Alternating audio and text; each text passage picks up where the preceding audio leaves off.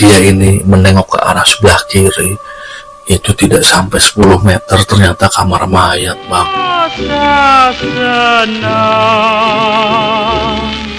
tak ada akhirnya.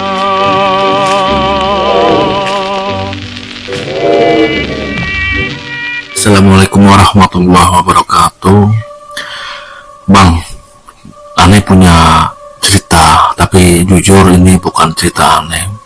Ini adalah pengalaman paman aneh yang dulu pernah dirawat di tahun 80-an akhir ya.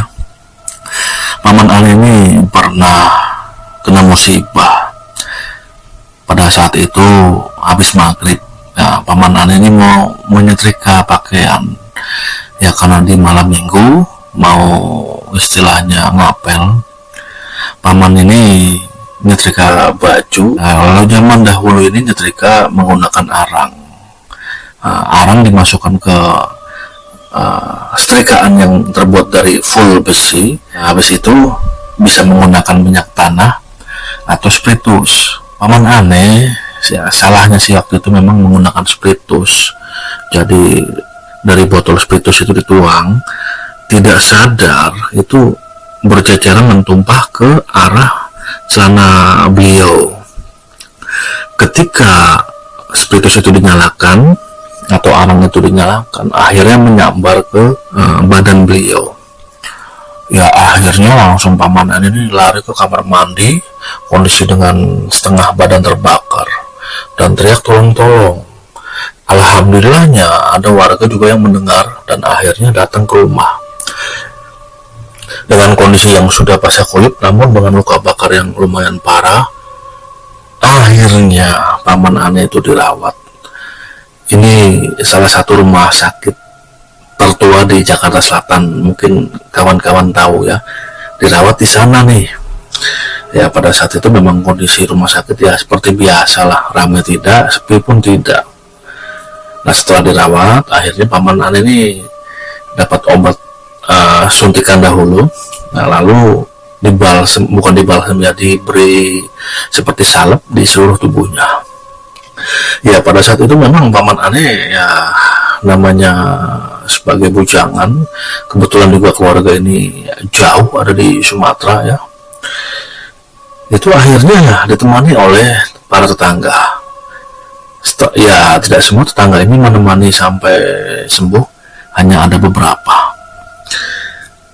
Bahkan pernah ini sama sekali tidak ada yang menemani paman aneh di ruang tersebut, yang juga menyedihkan ya. Pada saat itu kan memang kondisi telekomunikasi masih terbatas. Ketika diberi telegram pun ini tidak langsung sampai, butuh waktu beberapa hari. Nah, kemudian ini sampai sanak famili yang akhirnya juga menemani paman aneh. Di hari pertama dirawat, kondisi ruangan pada saat itu sama sekali sepi. Hanya ada paman aneh sendiri di situ dan dokter jaga ini ada di depan. Kalau digambarkan kondisi ruangan itu ada 10 ranjang dan paman aneh itu tiduran atau dirawat di salah satu ranjang itu. Dan selama dirawat di sana, Bang, ini sebetulnya banyak keanehan, kalau boleh dikatakan juga malah berbau horor. Horornya begini, ketika saudara paman ini juga belum datang ke rumah sakit karena memang masih di Sumatera. Nah, paman aneh ini tidak ada yang menemani, hanya beliau seorang diri ya, dengan kondisi badan yang terbakar namun juga tidak terbakar semua. Ini juga ya tanpa sadar merintih. Nah, kemudian itu di tengah rasa sakitnya itu ya, kadang-kadang paman ini sering sekali di jam-jam malam itu seperti ada yang mendorong tempat tidur itu yang terbuat dari besi dan ada rodanya. Itu sering mondar-mandir di depan kamar paman. Itu malam, Bang. Nah paman aneh juga bingung, ini pasien dari mana kok datangnya selalu malam hari. Belum lagi kalau sudah malam ini sama sekali jarang sekali ruangan Paman Ane ini dilewati oleh orang. Paling hanya suster dan dokter yang jaga, yang memang standby, dan di jam-jam tertentu ini antara dokter dan suster juga memeriksa, bahkan juga ada jadwal meminum obat. Nah, belum lagi ini tercium sekali bau formalin dan bau kapur barus, itu sangat menyengat sekali.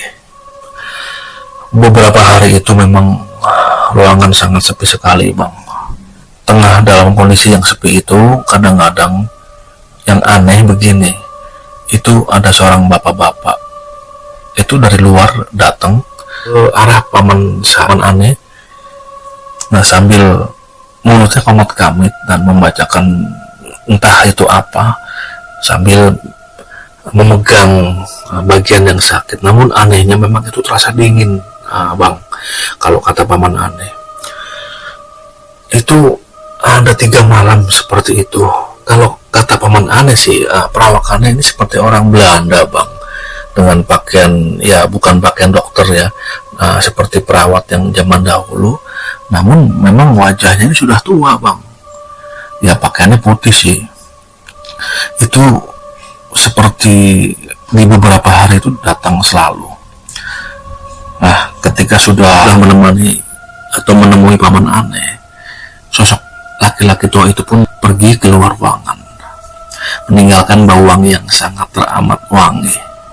Alhamdulillah, beberapa hari kemudian orang tua dari Paman Ane ya, atau kakek Ane ini datang menemui atau menemani Paman. Sana ya agak sedikit lega, Bang, karena jujur ya, itu rasanya walaupun dalam keadaan kondisi sakit, Paman Ane ini merasa ketakutan karena itu tadi ada banyak-banyak ya bahkan ada suara tangisan juga, Bang.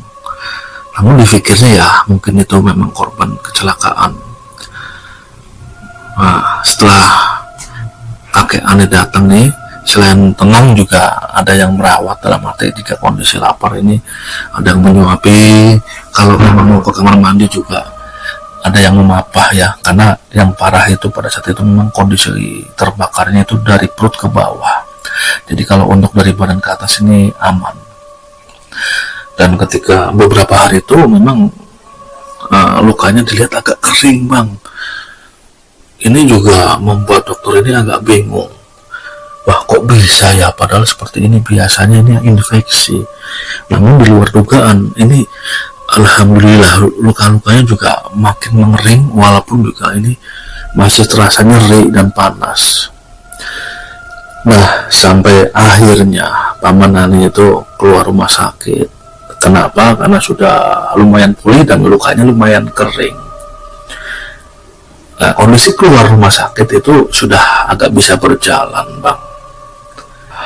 Sebelum beberapa jam sebelum keluar ini, Paman Ane kan memang kadang-kadang kalau pagi ini sempat seperti diajak berjemur ya. Ya, Bang. Ketika Paman Ane ini keluar dari ruangan yang biasa beliau ini dirawat, dan dia ini menengok ke arah sebelah kiri, itu tidak sampai 10 meter ternyata kamar mayat, Bang.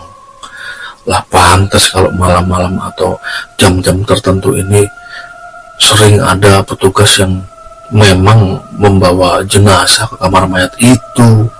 Itulah akhirnya bersyukur sekali dengan kondisi tubuh yang sudah fit atau sehat. Mungkin kalau dia atau Paman Ane ini diajak keluarnya ketika dia masih sakit ya, dan dia tahu itu memang ruang terakhir sebelum kamar mayat, mungkin ya minta pindah. Ya pantas saja kadang-kadang ini kalau malam ya, di hari-hari pertama beliau ini dirawat, sering sekali tercium bau wangi yang kadang akhirnya setelah keluar itu ada lagi satu pasien, di mana pasien ini kondisinya memang seperti tabrakan, jadi luka parah, Bang. Ya tidak pingsan, namun ini masuk sendiri, dalam arti hanya ada temannya saja. Nah, kemungkinan besar juga akan mengalami peristiwa seperti saya nih. Paman saya itu banyak sekali mendengar suara-suara yang aneh. Bahkan kadang-kadang ini di luar ruangan itu sering ada tertawa. Ya dipikirnya oleh paman saya itu, mungkin ini pengunjung. Tapi kalau dikatakan pengunjung, ini kan sudah malam, lebih dari jam 12 malam. Ya akhirnya paman Ane pun tidak memikirkan itu lagi. Dan kadang-kadang juga terdengar seperti ada orang berlari tergopoh-gopoh. Ketika difokuskan pandangannya keluar, itu kan tidak jauh dari pintu ya. Itu memang seperti ada rombongan yang seperti terburu-buru, entah apa yang dituju. Ya, hanya itu Bang pengalaman yang dialami oleh paman Ane ketika mengalami musibah badannya terbakar dan dirawat di salah satu rumah sakit yang ada di daerah Jakarta Selatan. Ya, terima kasih Bang Alek atas ceritanya. Dan saya di sini Plagi Farid Channel mengucapkan wassalamualaikum warahmatullahi wabarakatuh.